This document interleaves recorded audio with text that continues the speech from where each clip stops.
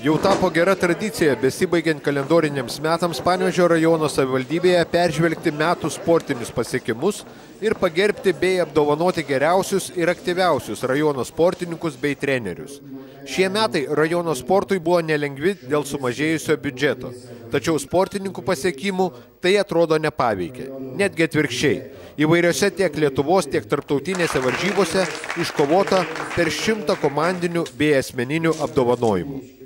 Mus džiugina, kaip ir kiekvienais metais, rajono svarsčių kilnotojų, virvės traukikių, dziudo imtynininkų pasiekti rezultatai.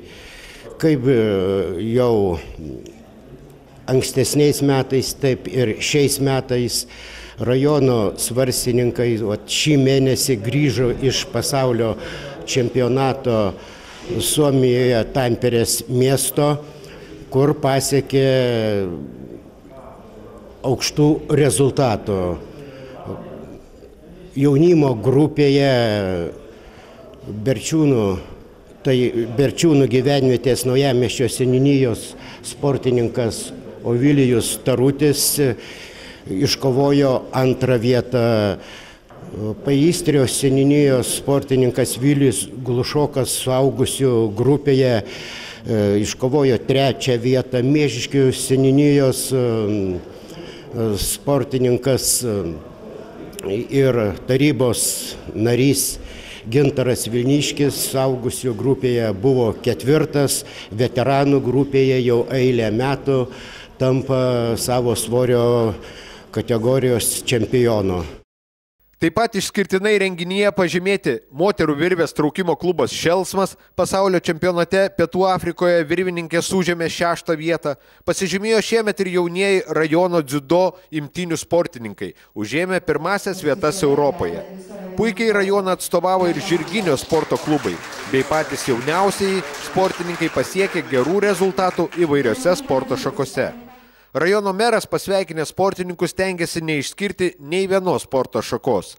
Tik pažymėjo Šelcmo komandą, kuri pasiekė tolimiausią planetos tašką iš visų, kuriuose teko varžytis rajono sportininkams. Tai kągi, su šiais metais su pabaiga, aš sąmoningai nevardinu visų sporto šakų. Visiems, aš sakau, tikrai džiaugiuosi visais. Džiaugiuosi visais tais, kurie buvo sporto centre, sporto renginių centre.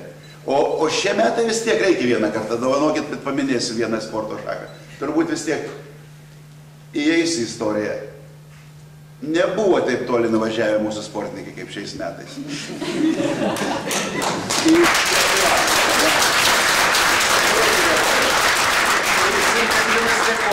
Tai įsimintinas rekordas. Gintaras su svaršiais suka Peterburgas, čia Temperė, Suomija, bet Pietų Afrika jau visai kitas žemynas ir ten tikrai labai toli, tai taip, kad ten pabuvoti irgi jau didelis pasiekimas, irgi laimėjimas. Tai aš dar kartą visiems nuoširdžiai ačiū, sakau, treneriams, organizatoriams, sportininkams, geros sveikatos, gerų sportinių rezultatų. Visi susirinkusieji sportininkai, treneriai, sporto būrelių vadovai, metodininkai buvo apdovanoti simbolinėmis taurėmis ir gėlėmis.